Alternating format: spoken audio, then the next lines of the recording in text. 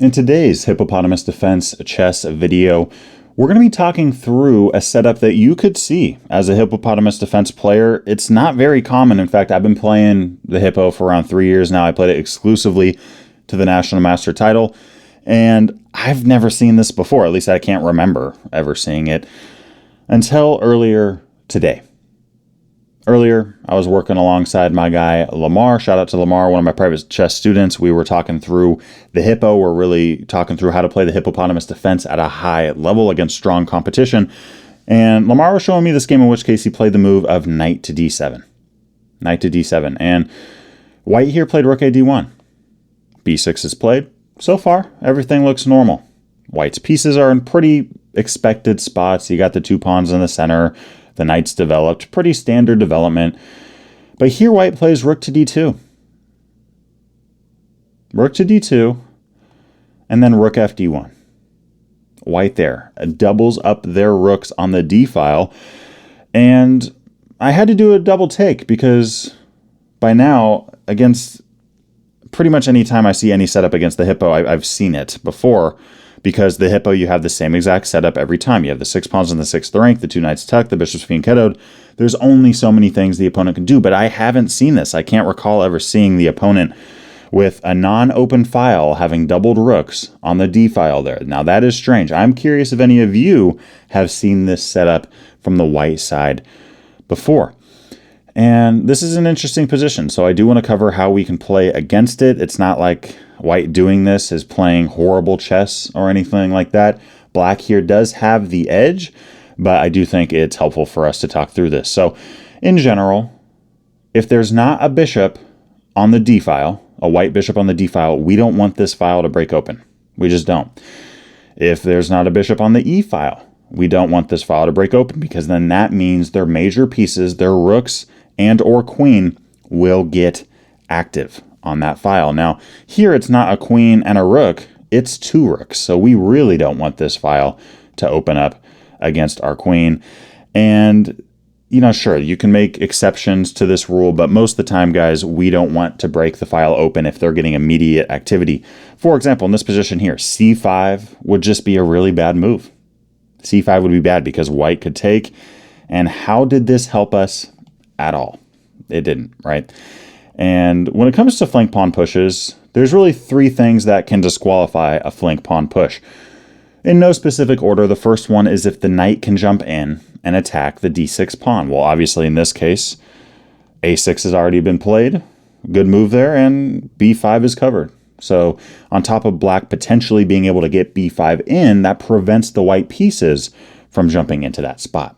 And the second thing that could disqualify a flank pawn push is if there's a bishop on f4 or g3 or really just anywhere along this diagonal that could just come right in and snatch off the d6 pawn, because before we pushed this, we had a pawn on c7 protecting d6 and b6. The second we push that, this pawn lacks defense. And finally, if white can take it, right? If white can take it and just have wide open activity on that file.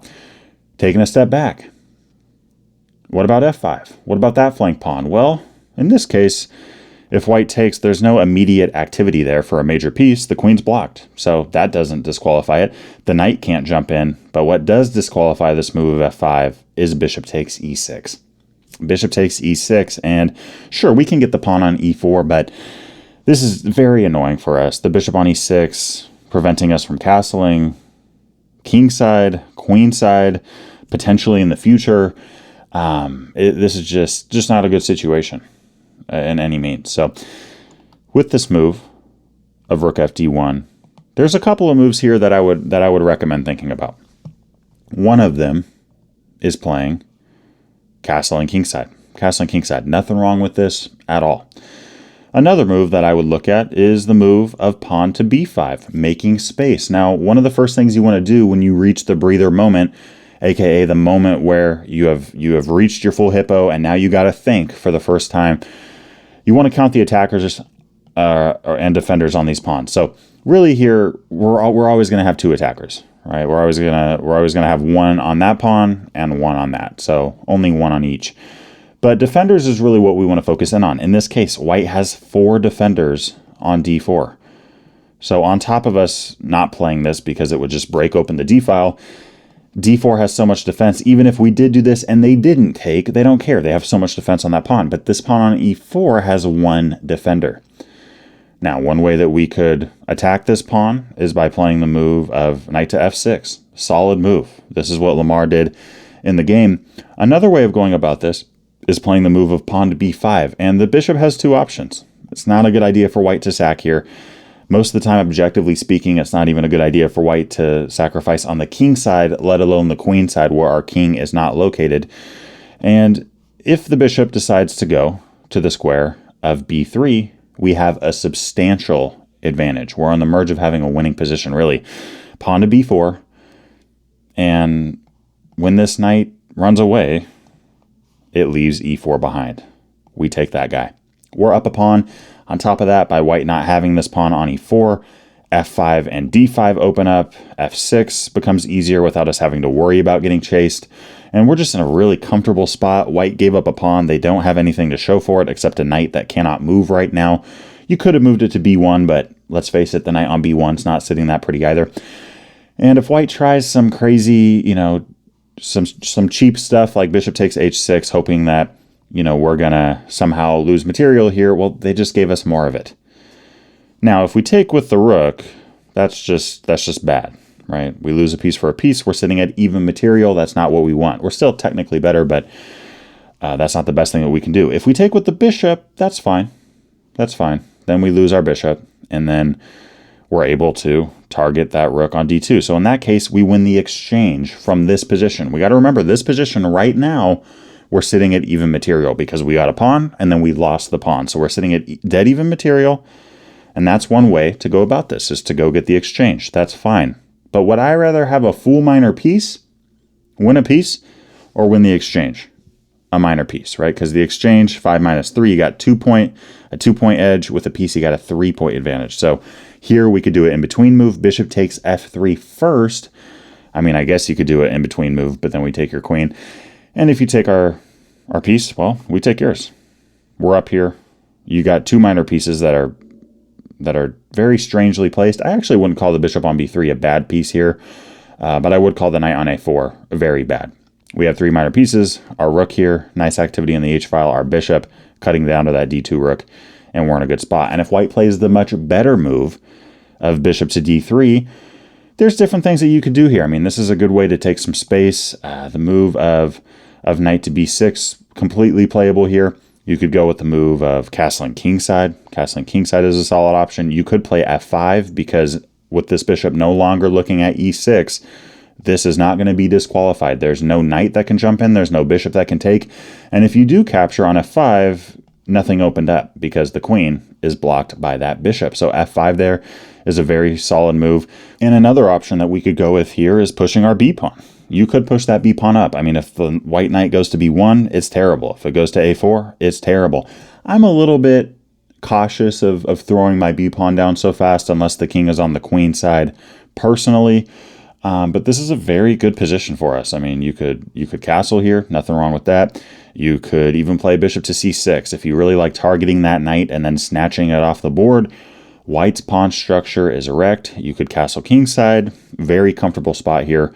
I personally would much rather be playing with the black pieces here. So a lot of different things that you could do in that position. And that's something I like about the hippo. I mean, there's some openings where you have to find the right move every single time.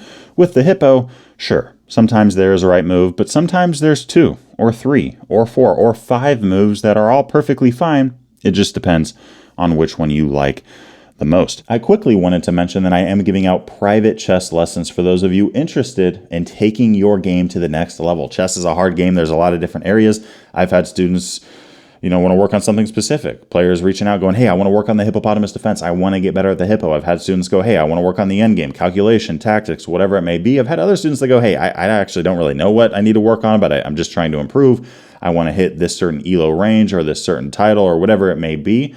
And chess is a very fun game. It does take a lot of work and a lot of focus. I love to work with students to assess their strengths and weaknesses and look to turn those weaknesses into strengths as well as give them a curriculum in which case they can work on and work with to improve their game as a whole. If you are interested in private lessons, make sure to check out the description below. You can reach out there, and there's no strings attached. There's no strings attached if you want to reach out and just talk about, if this is something that would be beneficial for you or not.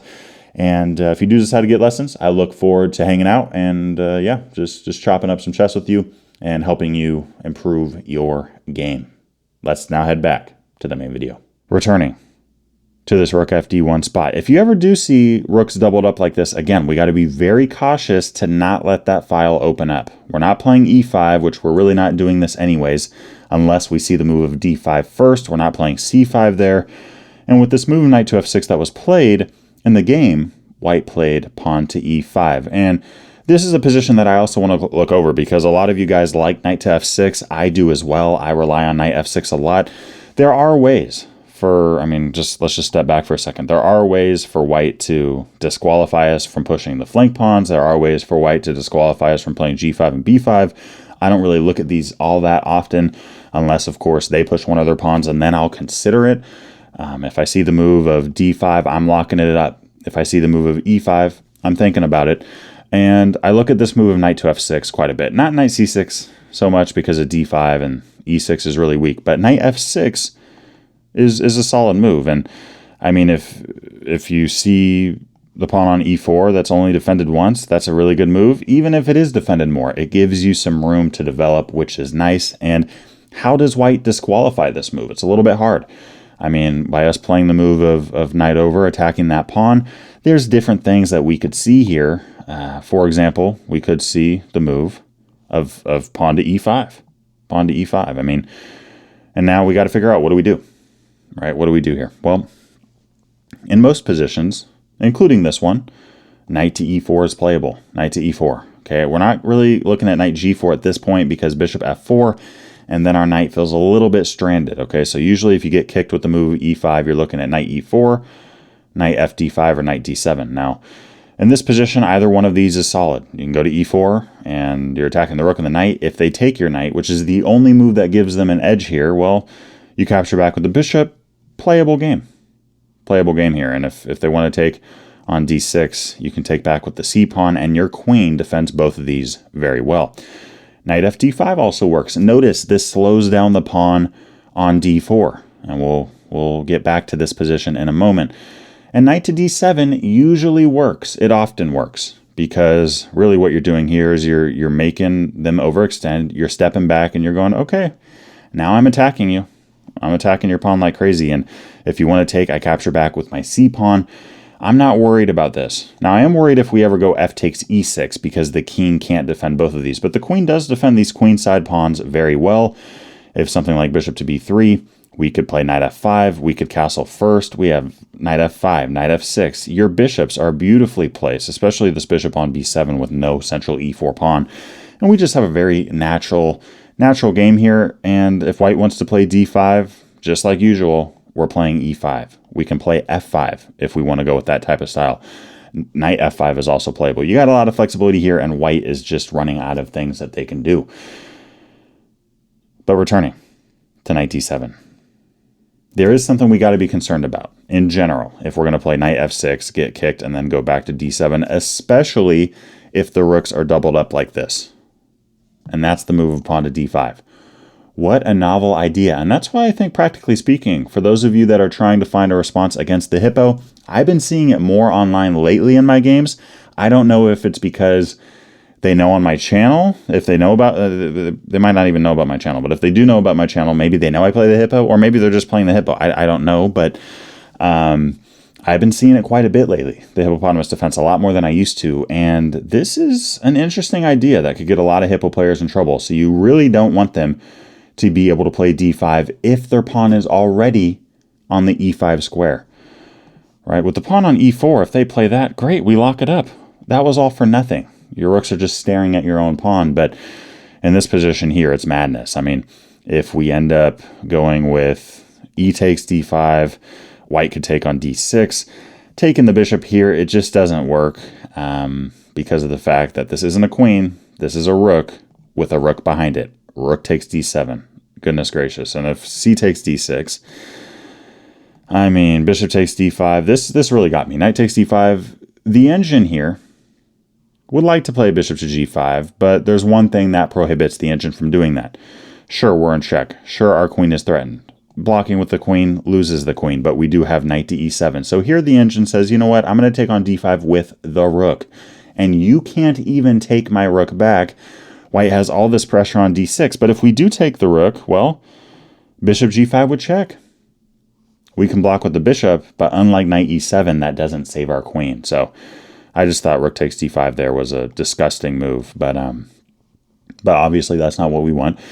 And if we take on e5, I mean, d takes e6. What is going on here? This is not what we envisioned happening in the hippo.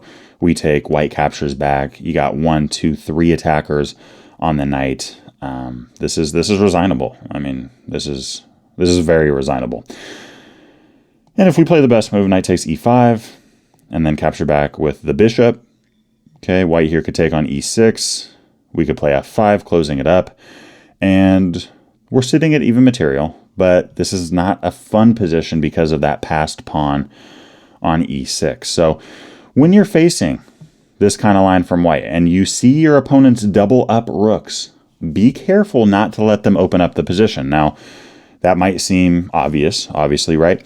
But with knight f6, solid idea that I use all the time in the hippo, but against the move e5, I sometimes think about dropping the knight back. I just can't do that here because d5, you got 2 rooks there and I can't lock it up because your pawn is already there. So here, I would personally side with knight fd5. And if white wants to take, go ahead. We'll capture it back. Now, I often take with the knight here. I think the problem with that is white can play c4, and then I take their knight, and there's just a lot of pressure in this position. It's still playable. But the engine does seem to prefer bishop takes d5. That way we can get rid of their bishop. And then here play the move of queen to e7. And it feels a little bit less threatening with them having a knight on f3 than a bishop on e3. And by us being able to quickly play queen e7, we have a spot where we're out of that line of fire. And we could look towards castling kingside. White has a slight edge, but I actually do really like black's position. And by the way, if d5 here, we can take. We can take there. I mean, you want to take with the pawn or the rook, we can capture on e5. If you want to take on d6, let's snatch off the queen, take on d6, castle queenside. We're looking at that pawn on b2. If you save the pawn, we can attack your pawn on e3. We could think about king c7 defending d6. And if you take on d6, okay, we capture on b2. You can take the pawn, but obviously if you do that, you lose the rook. So, yeah, very interesting stuff. But all that said, when you're looking at this position of rook ft1, white has so much defense on d4. They're really leaving their pawn on e4 in the dust in a lot of ways. I like b5, kicking that bishop. As we mentioned, bishop b3, I mean, we're on the brink of having a winning position there. e4 is going to fall. And if you go with the much better move of bishop to d3, well, you're blocking your rooks now.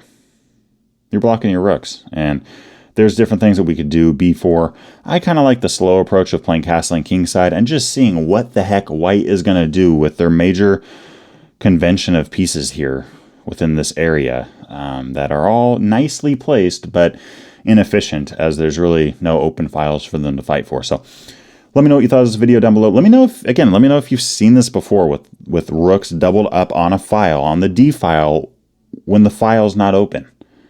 I haven't seen that before, but oddly enough, it's dangerous. So keep that in mind. Don't let those rooks unleash, and I'll see you in the next video. I wanted to finish this video out by giving a big thanks to Walter, Steve, Rob, that's a lot of Robs, Ray, Roger, and the rest of my Patreon community. I appreciate you guys a ton. If you guys haven't checked out the Patreon before, there are some exclusive benefits that you gain by becoming a member, and I look forward to seeing y'all in the next video. Peace.